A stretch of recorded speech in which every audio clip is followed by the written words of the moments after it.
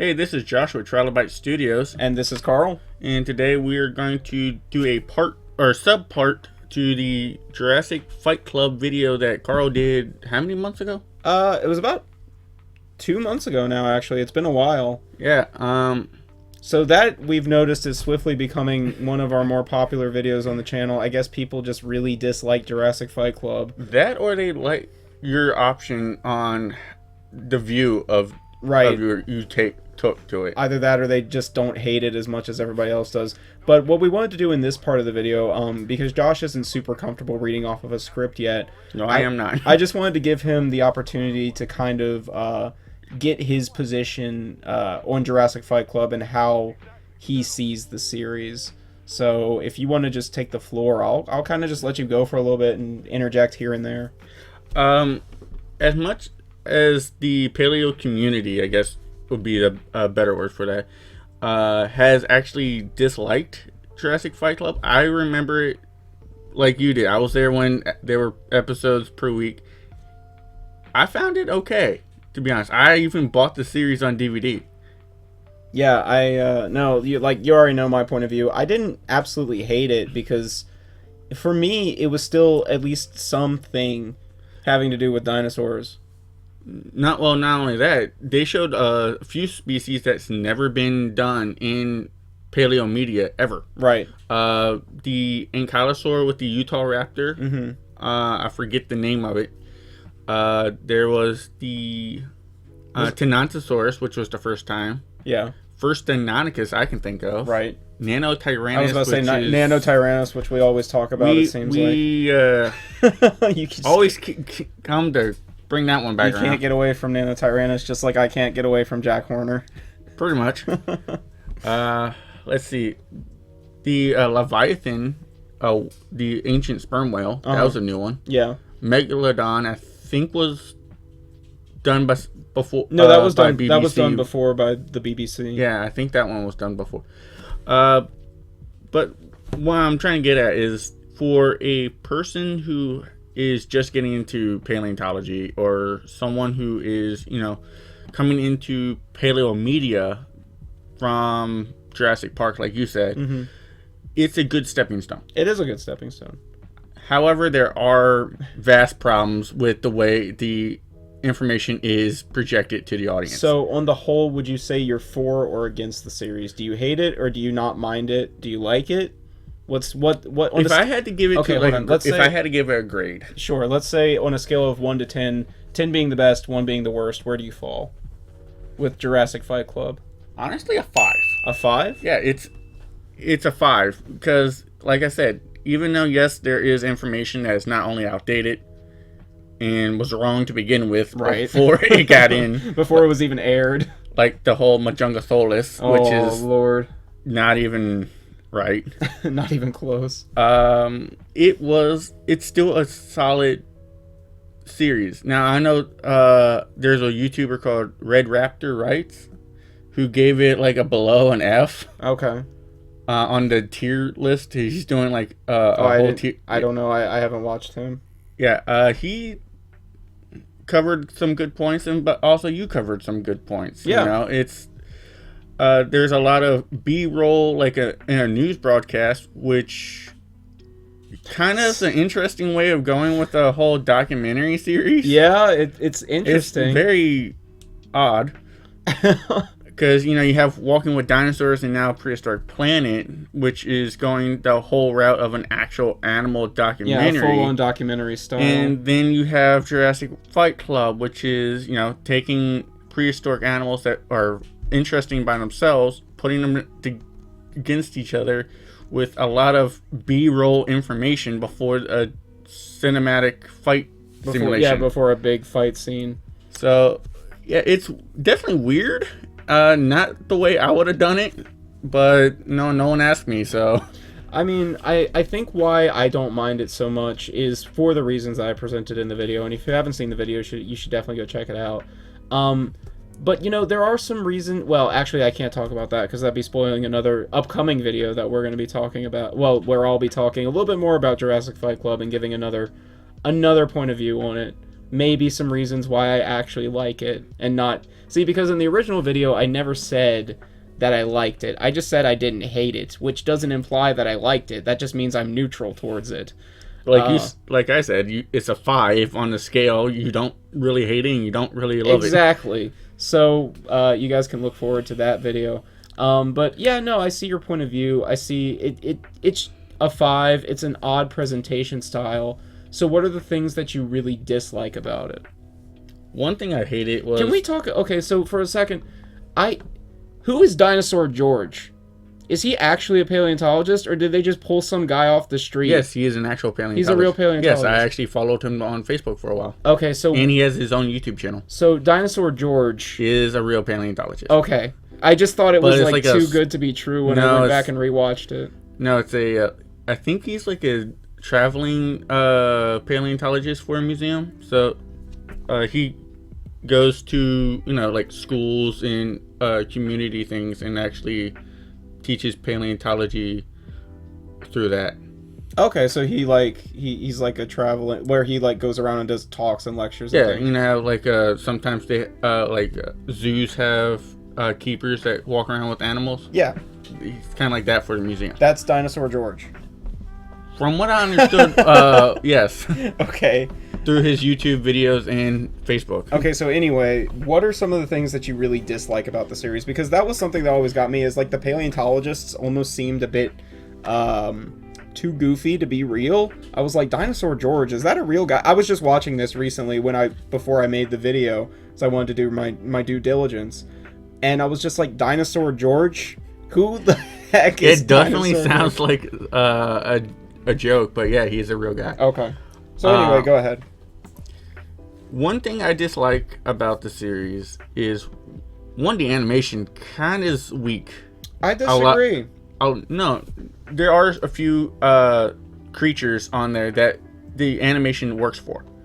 But some of them, like the raptors, it definitely, in some of the other carnivores, it definitely shows a more cartoonish look to it. Sure.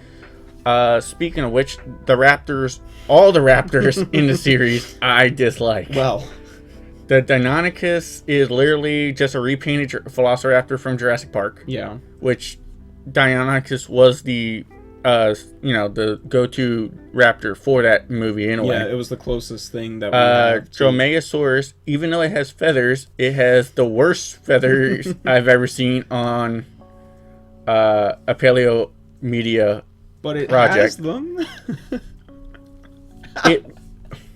It looks like a freaking parakeet that has a skin problem. That's what it looks like. I kind of wish we did face cams, because the look you just gave me was priceless. Maybe next time. Okay. In the Utah raptor, it doesn't look anything like the actual skeleton of a Utah raptor. Right. Okay, but that's not really a problem with the animation so much as it is with the paleontology. Yeah, like I said, the animators can only work off of I'm part of a big animation project right now, and so the animators can only work off of what the information the information they're given. Oh, I understand that. You can Google search what these animals actually look like, but it all comes down to what the guy with the big money tells you exactly what the CEO corporate guy says. And I'm pretty sure that was a History Channel call, probably, to attract mainstream audience, which basically means Jurassic Park watchers. Yeah, make it look more like Jurassic Park. But for something that's claiming to be a animal documentary, it should have definitely went with the more paleontology accurate models. That's all I'm saying. No, I definitely agree.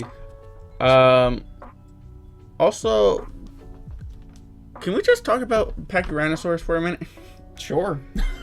What was with the horn? I don't know. Seriously, I don't get it. I mean, I know that like in the early 2000s, some of the pictures and stuff started putting like this long, almost rhinoceros horn on it. Yeah, they really did. It was a really long front nasal horn. But there's literally no evidence of a horn. It's a boss. It even said in the show that, oh, this is a boss. It's a big lump of keratin and bone and all this. And then they gave it a horn. I'm like, wait, what? Again, I think that's probably just a disconnect between the animators and the paleontologists, because when you listen to the paleontology sections, a lot of it was really accurate for the time that they were talking about. Yeah, and a lot of the information, well, some of these animals were, discovered back in like the Bone Wars in around that time. Yeah. So yeah, a lot of that information still holds up even today. Right, but the only problem is, when you're on a big project like that, you have these paleontologists, which I'm sure they only brought in for a day or two to get all the footage of them that they needed of them talking about this. Yeah, right? probably. And then they just said, "Here you go, animators. This is the representation that we'll be using." Or maybe they gave them 3 or 4 images, and the animators worked off of that. Yeah. I do like how they actually made the T-Rex and some of the other animals chunky. Yeah, they really did make the didn't T-Rex make them, chunky. like the Jurassic Park skin wrap, basically. Shrink wrap. Thank you. I couldn't think of it.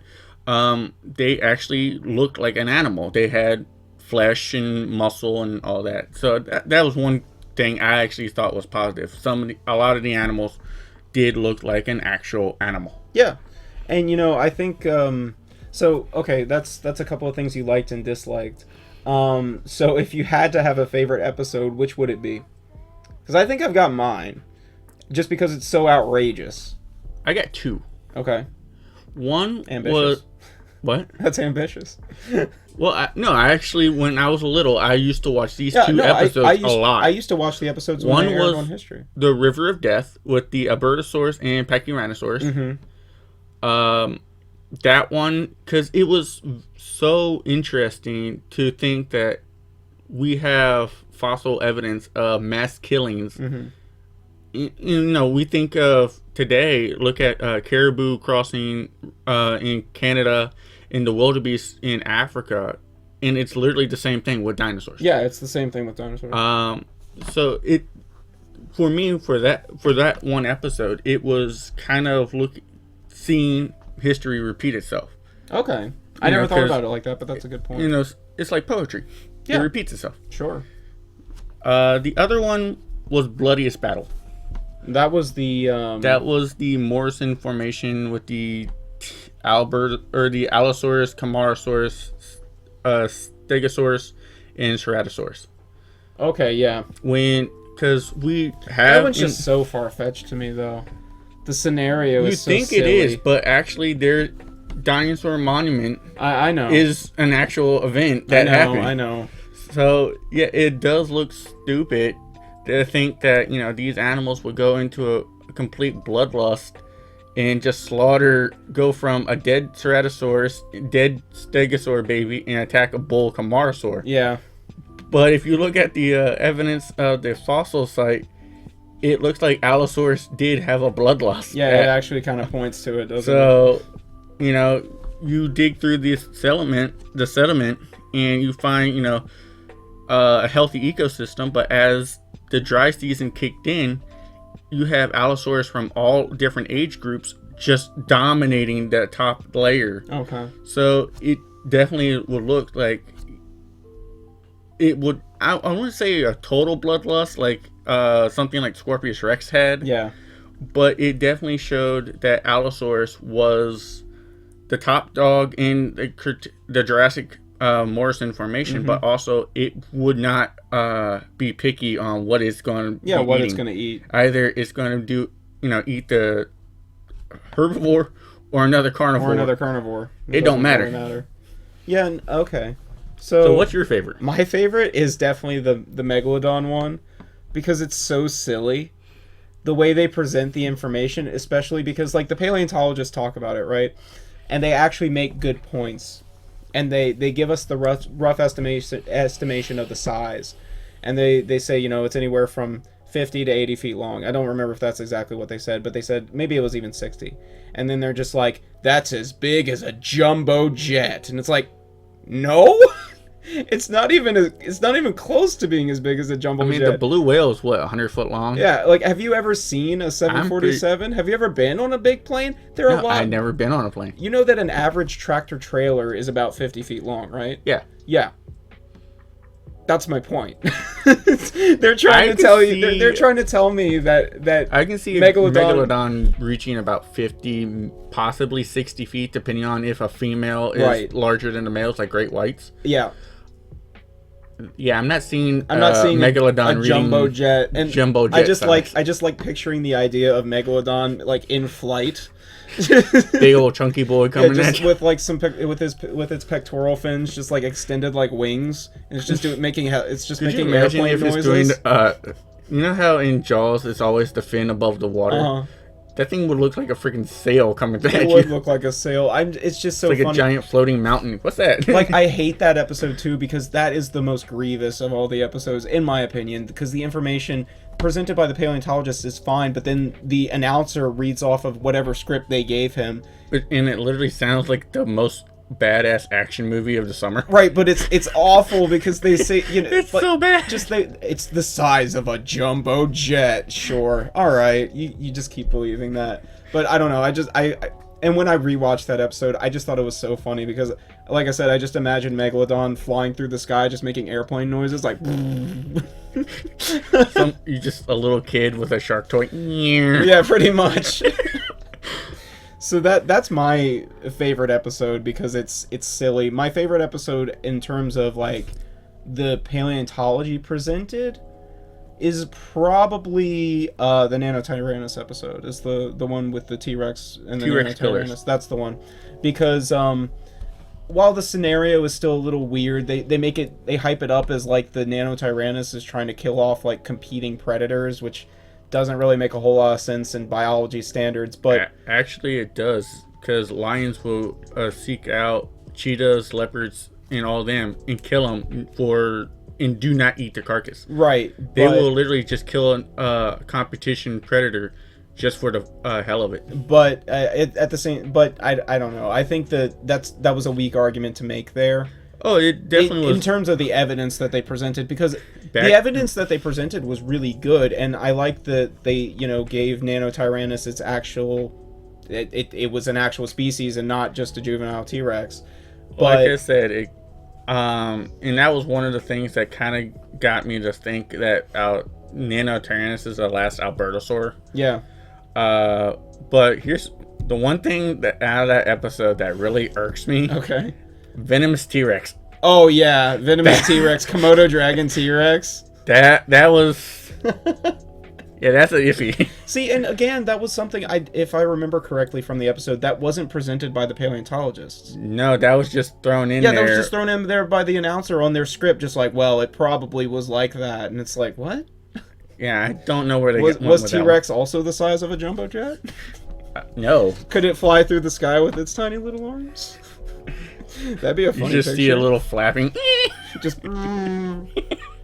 So okay, let's kind of circle back again, and then we'll wrap things up here. Yeah. Yeah, we're way off topic. So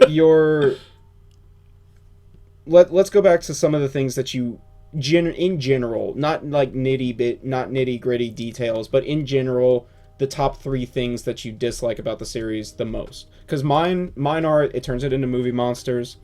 The information presented is bad, and the animation was not that great for the time. No, that pretty much hits all 3 nails for me. I would add the whole I don't know if the B-roll. Yeah, it would technically be B-roll. Because tied into what you were saying. But that one really threw me off. The way they presented the evidence with B-roll really throws it off. Because, we're talking about something where the Ballad of Big Al, what BBC did, basically they took the information. It was a small shot of the guy talking about, what it is with a model of the brain, showing the different parts. Then it shows, it was almost done more like a murder mystery. Or like an investigation. Yeah, it kind of. Not presented as like a fight.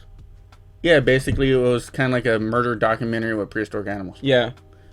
Which was a really weird concept if you think about it. But it worked. And, Jurassic Fight Club honestly should have just kind of gone on with that concept and not hyped it up so much as like as a fight club. But Rule number 1 about Fight Club: we don't talk about. We don't talk about Jurassic Fight Club. So okay, so those were the top 3 things that both you and I disliked the most about the series. Yeah. What is the top 3 things, if you had to go off the top of your head right now, that you enjoyed most about the series? seeing a few unique species that we have never seen in another documentary. That's really cool. Okay, so that's one. I guess You gotta really dig deep. yeah, I really gotta dig through a lot of shit on this one. I guess because they did cover a span of time, because we have a Jurassic episode, we have a what's the one with the megalodon? I forget which period that is. Silurian. I'm pretty sure Megalodon did not live in a Silurian period. Wow. Like, Ordovician. No, you're getting. I'm getting further away. It was time of man. No, it wasn't Pleistocene. It wasn't. It It was around there. No. But we had the Cave Lion episode, which was a Pleistocene. Right, that was a Pleistocene. We had the Jurassic. We had whichever one the Megalodon was, which I'm not going to ask you again because I might get a different. You're going to get another time period. Where it's incorrect. Cretaceous. We had all these different times, which was kind of cool because you get to see animals of a broader span. We're not just focusing on one small aspect of paleontology. So it's a good slice of geologic time. Yeah, okay. I would say that. So that's number 2. Even though there is information that is incorrect, I think for the time period that show was made, I do kind of hold up because some of that information is still actually accurate. Still holds up pretty well. Yeah, so I guess mediocre paleontology information. Not subpar, but not outstanding. I would say probably a D plus. A D plus? No, I'd give it a C. It's average. In information, because some of the information, like you said, Jumbo Jet Megalodon is it was just wrong before they even said it. Yeah, we already knew that even in the Majungatholus, which was wrong. Majungatholus. And a few other things, like the horn on a Pachyrhinosaurus. Right. So lack of feather detail in the raptors. Right. They even made them with the JP pronated hands. I know. Which has been wrong since Jurassic Park came out in the 90s. Yes. So that was wrong way before this thing even idea probably existed. Right. So, okay. Well, that covers the 3 things that you disliked and the 3 things that you liked about it. Anything else to add on to that? Did you want to talk a little bit more, or do you think you covered it? I think we have a good baseline. Okay. Like I said, I would give it a C on our grading scale. Okay. Because there's parts where, you got a lot of stuff wrong. There's no doubt about it. But you also got things right. Okay. And if you can take away the things that are right from it and, go on from there, then that's an achievement in my book. If you can deconstruct it, and if it makes you research more, which was the whole point of my first video. If it makes you curious, then it's a win. Yeah, when you said, because we actually argued about this before you made the video. Yeah. And when you brought up the idea of, it's a total crap fest. It's a train wreck. It's a massive train wreck. But if you, as a person, watch it and go, hey, I'm now interested in it, and I'm going to do my own research and look at it, and put, a effort into actually understanding paleontology or whatever field you are actually interest in, then that's an achievement. Yeah. That should be be of a good documentary, is to make you question and curious. Interested in the world around you. Yeah, because you can never explain everything in a 1-hour documentary. No. But you can instill people's interest. Yeah. And I think that's kind of why humans make documentaries to begin with. I think so. They don't answer questions, but they present information and make you curious. Yeah. Okay. Never stop exploring. Never stop learning. Yep.